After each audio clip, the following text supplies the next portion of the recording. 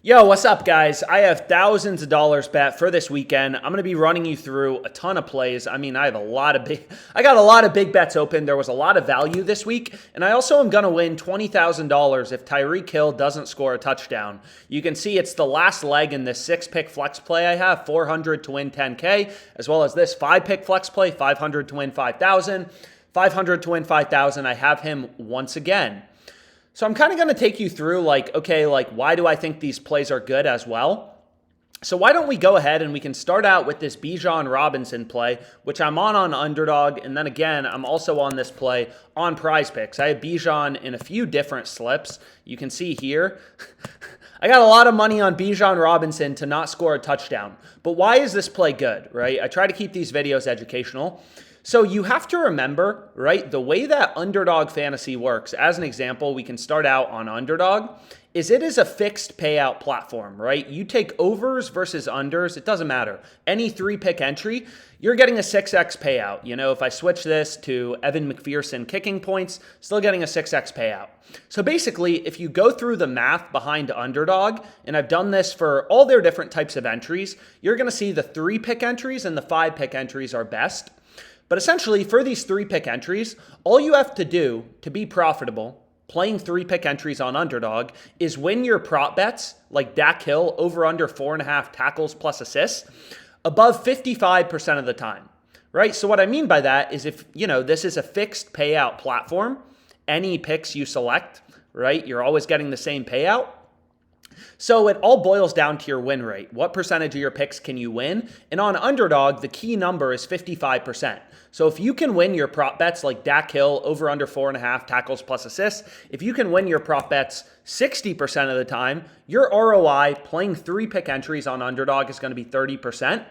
Whereas if you can only win 50%, right? You win 50% of your picks, you lose 50% of your picks, which means you have no edge, right? If you're winning these over and unders 50% of the time, you have no edge. That's what Underdog Fantasy is hoping for. You have no advantage. You betting on player props over versus under is like you flipping a coin. It's going to be heads 50% of the time, tails 50% of the time. That's having no edge. And if you have no edge, on Underdog, your ROI is negative 25%. So Underdog makes it hard, right? To be profitable on Underdog long term, you have to win over 55% of your prop bets. 56%, only losing 44% would make you profitable with an ROI of 5%. So let's start out here. Why do I like all these touchdown bets? Diggs, under, right? St. Brown, under. Why do I like all these star players to not score a touchdown? And I know a lot of people are going to be like, oh, but Bijan Robinson scored last week. It's like, I'm just following the data. All these Underdog plays, you can see I've been on an epic win streak recently. 1, 2, 3, that one lost. Then we had Justin Jefferson, no touchdown. A lot of value on the no touchdowns. And again, we're just looking for player props winning over 55% of the time. So you can browse odds on OddsJam completely for free. So you just go to the sports tab. This is 100% free.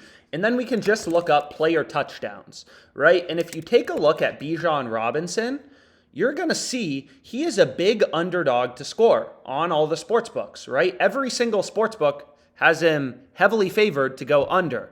A lot of these books, they don't give you odds on an under, but you can see they're giving you plus, 130, 135 on his over. So obviously he's an underdog to score. The books are giving you plus money. But if you look at Fliff, a few sports books have two-way markets, so they let you bet on a player to not score a touchdown. Fliff has Bijan Robinson's under at minus 200. They have his under as a 2-to-1 favorite, right? Minus 200 means a 2-to-1 betting favorite or 66% to win. Again, on Underdog, to be profitable, all you have to do is win your prop bets above 55% of the time. Fliff is a sports book saying he's a 2-to-1 favorite to go under. Hot Streak has him minus 176, so still a pretty big favorite to go under. But all the sports books have him as an underdog to score, right? So Underdog Fantasy, again, is a platform where they don't change your payout based on you selecting over versus under. So obviously, you want to take Bijan to not score. Books have him as a heavy favorite to go under, right? So this is a play winning above 55% of the time, and it's going to be profitable in your Underdog Fantasy entry, right? Right here. Where was it? So let's go back to my last entry if we go right here. So you can also see I have Diggs to not score a touchdown. So we can just kind of take a look here. You can see Diggs. So this betting tool is called the sportsbook screen on OddsJam. Just shows you where all the books have their lines. As you can see, all the sportsbooks have him under. They have his under heavily favored. They have him not to score, as the heavily favored outcome. So let's look up St. Brown. You can see St. Brown. Once again, all the values on the under. Underdog Fantasy knows all the recreational square bettors are going to be taking the over, so there's a lot of value on the under. You can see Barstool has St. Brown's under as a minus 155 favorite. Fliff minus 170. Hard Rock minus 165. So you can kind of go through all these players, you can look up the odds yourself. You'll see I'm not lying. Joshua Kelly, heavily favored to not score a touchdown. Jamar Chase, an underdog to score a touchdown. So you can see all these books have the under favored. Jamar Chase, heavily favored to go under. Same with Tyreek, right? I know Tyreek Hill had a great game. He's minus 200 on Fliff to not score a touchdown. So this play is great on PrizePicks. So if we go to PrizePicks, I'll show you again this play on Tyreek Hill not to score a touchdown. PrizePicks is the same as Underdog Fantasy, except on PrizePicks, the best entries are these 5-pick entries or 6 picks. So you're going to see me going with 5 and 6-pick entries. On Underdog, I do a lot of 3-pick entries. But on PrizePicks, for these 3-pick entries, if I just go to a 3-pick entry, you'll see they give you pretty crappy payouts. They only give you a 5x payout for 3-pick entries. Again, Underdog Fantasy is a 6x payout. You're betting 100 to win 600 in profit. So long story short, that's why it really matters on these platforms how many picks you're going with. So we can run through some of my picks. I have Bijan not to score, Diggs not to score, Chase not to score. I have these plays, on an Underdog as well as on PrizePicks. So Underdog Fantasy, they only give me a max bet size of $100. You can see that right here. It says max bet size $100. So sometimes if I want a little more action down, I'll play something on PrizePicks as well.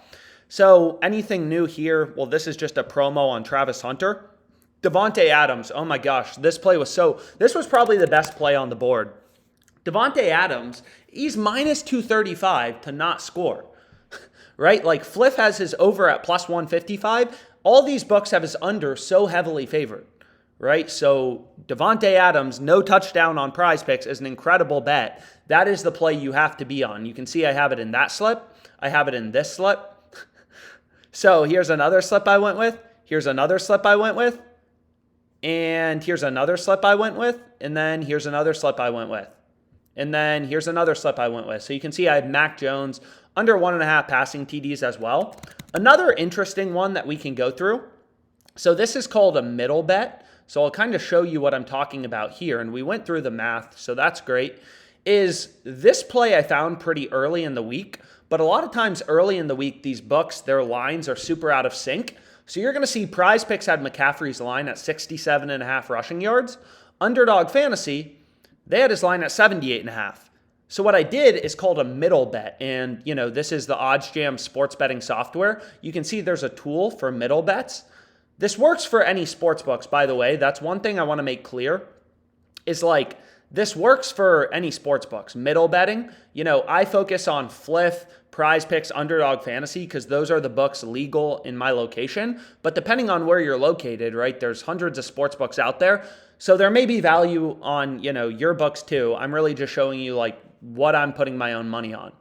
But anyways, McCaffrey's line was 67.5 on PrizePicks. This was picked up, again, on the OddsJam middle betting tool. So you can just go to it here. And there's a 7-day free trial of OddsJam, so you can give it a try. Betting with data, finding these inefficiencies in the market. So here I bet is over 67.5 on PrizePicks, is under 78.5 on Underdog. So if McCaffrey has 68 to 78 yards, 11-yard gap, I'm going to win both my bets, right? So that's pretty good. If he has 68 to 78 passing yards, I win my under, I win my over. So we're kind of day trading the sports books. The way I like to think about it is it's kind of like buying a stock for 67.50, on the lower, and then selling it at 78.50 on, another stock platform. But again, the stock market's way too efficient. These inefficiencies really only exist in sports betting. Daniel Jones, 198.5 on PrizePicks, 215.5 on Underdog. Another huge middle bet. Geno Smith, 255.5. and 235 half, a 20-yard gap. So this play was a complete middle bet. You can see right here, Justin Fields under 185 half, over 172 half. Anthony Richardson under 203 half. So like PrizePicks and Underdog, their models were super out of sync kind of early in the week. So I was able to get down some good middle bets. And again, you can try it for free on OddsJam. So next we can go through, I have some other bets as well. So like one play I just locked in, for example, is Zay Flowers. Well, you can see Fliff, I bet this the odds are still the same. Zay Flowers over 3.5 receptions. They have this at -150. Again, all these books, they all set lines independently. So you can see like Pinnacle, right, as an example, they have been ripping odds in favor of Zay Flowers going over. So all this tool is doing, this positive EV tool, is literally it just scans the sports books, all these player prop lines. I mean, there's thousands of odds on each book, and points out value. So I have Zay Flowers over 3.5 receptions, -150 on Fliff. All these other books pricing it around like, -180, -185-ish. Really good value. Pinnacle, known to be one of the sharpest, smartest sports books, they have this at -190. So that's a straight bet I'm on. And then you can see another, I have some other plays on Fliff. Derrick Henry to score a touchdown. James Conner. So like some of these other plays you can see here. I mean, again, I'm always following the data. It never lies. That's how you win long term. Trevor Lawrence over 3.5 rushing attempts. So I have it in a parlay.